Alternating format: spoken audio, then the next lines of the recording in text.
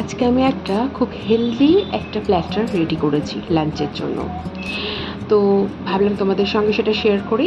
আমি একটা ছোট্ট ক্লিপিংস আগের দিন দিয়েছিলাম, তবে আজকে ভাবলাম ফুল রেসিপিটা আমি শেয়ার করি, যে মেন জিনিস সেটা কী বানিয়েছি। এটা কোনো কার্বোহাইড্রেট নেই, এটা একদমই কার্বলেস একটা লাঞ্চ ফর ডায়েট। তো প্রথমে তার জন্য আমি একটু কিনোয়া নিয়েছি। এখানে 1 কাপ মতো কিনোয়া আমি 2 ঘন্টা মতো ভিজিয়ে রেখে সেই জল ফেলে দিয়ে সেদ্ধ করে নিয়েছি। ঠিক এইরকম মতো সেদ্ধটা করেছি। সেদ্ধটা হয়ে গেছে, এবারে আমি এটাকে ছেঁকে নিলাম। ছেঁকে নিয়ে এবার ঠান্ডা জল দিয়ে ভালো করে সেটাকে ধুয়ে নিলাম। এটি ধোয়াটা কিন্তু ভীষণ ইম্পর্ট্যান্ট। দিয়ে এটাকে একদম জল ঝরিয়ে রেখে দিতে হবে। এরকম জল ঝরিয়ে শুকনো হয়ে যাওয়ার পরে এবার একে একে আমি কিছু কিছু জিনিস এর মধ্যে আমি দিতে থাকবো। যেমন হচ্ছে, আমি তোমাকে আগেই যেরকম বলেছি যে আমি কোনো কার্বোহাইড্রেট দেবো না, তাই জন্য আমি এখানে দিলাম বেসনটা বাইন্ডিংয়ের জন্য, বাইন্ডিং এজেন্ট হিসেবে আমি দিয়েছি। 2 চামচ মতো দিয়ে দিলাম। আর এখানে আমি কুচিয়ে রেখেছি একটুখানি পেঁয়াজ, রসুন আর লঙ্কা কুচো। এর মধ্যে তুমি তোমার প্রয়োজন মতো ভেজিটেবলস অ্যাড করতে পারো, যেমন গাজর, beans, capsicum, bell peppers, corn, যা ইচ্ছা তুমি দিতে পারো। তো আমি এখানে শুধু ক্যাপসিকামটাই দিয়েছি, চাইলে তোমরা এখানে ধনেপাতাও অ্যাড করতে পারো। সঙ্গে দিয়ে দিলাম একটুখানি ধনে গুঁড়ো। এবার একে একে কিছু মশলা দেওয়ার আছে, একটুখানি জিরে গুঁড়ো দিয়ে দিলাম। আচ্ছা, সঙ্গে দিয়ে দিলাম হচ্ছে একটুখানি গোলমরিচের গুঁড়ো। আর একটু টেস্ট বাড়াতে আমি দিয়েছিলাম একটুখানি চাট মশলা। আচ্ছা, খুব অল্প পরিমাণেই দিয়েছি, সেটা দেখতে পাচ্ছ। তোমরা চিলি ফ্লেক্সও দিতে পারো, আমি সেটা দিয়েছি। একটু টেস্ট মেকার দিয়েছি, এই যেরকম একটুখানি ম্যাগি মশলা বা আরও কোনো মশলা, আমি কোনো নাম নিতে চাইছি না। তো আর রয়েছে এখানে নুন দিয়ে দিলাম পরিমাণ মতো।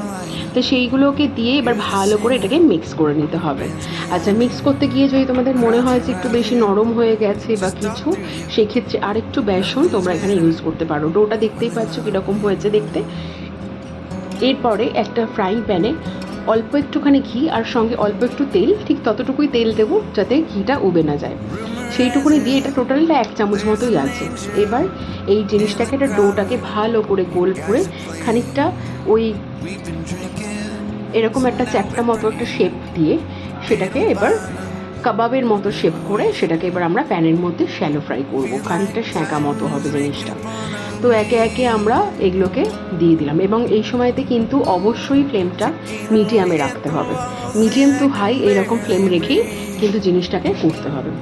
চাইলে তোমরা আরও, যেরকম আগে বললাম, তোমাদের পছন্দ মতো ভেজিটেবলস দিতে পারো। যদি একটুখানি মনে করো যে টেস্টটা একটু ডিফারেন্ট করবে, সেক্ষেত্রে তোমরা ডিফারেন্ট টেস্ট আনতে পারো, পুরোপুরি ইন্ডিয়ান টেস্ট করতে পারো। চাইলে তোমরা এর মধ্যে যদি পার্সলি দিতে চাও দিতে পারো। যদি মনে করো যে একটুখানি ধনেপাতা দিতে পারো, সেটা তো অবশ্যই দিতে পারো।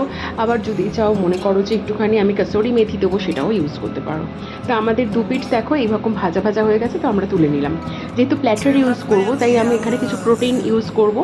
তো প্রোটিনের জন্য আমি একটা অমলেট বানিয়ে দেবো। তো অমলেটে আমি বিশেষ কিছু দিইনি, জাস্ট একটুখানি পেঁয়াজ দিয়েছি, একটু নুন আর একটুখানি গোলমরিচ দিয়েছি, দিয়ে সেটাকে বিট করে বানিয়ে নিয়েছি। তো আমাদের প্ল্যাটারটা এবার আমি রেডি করছি। এই দেখো, আমি এটাকে দিয়ে দিলাম।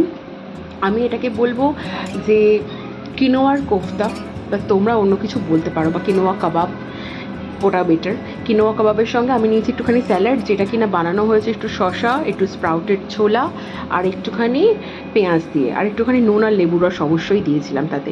আর সঙ্গে নিয়েছি ওই অমলেটটা। এটা হলো কি আমার দুপুরবেলার একটা হেলদি ডায়েট প্ল্যাটার মেনু।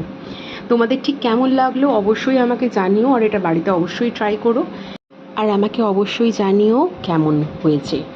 ভিডিওটা যদি ভালো লাগে বা আমার রেসিপিগুলো যদি তোমাদের খুব ভালো লাগে, তাহলে অবশ্যই আমার চ্যানেলটাকে লাইক করবে, শেয়ার করবে এবং কমেন্ট করে জানাবে কেমন লাগলো, এবং অবশ্যই কিন্তু আমার চ্যানেলটাকে ফলো করবে।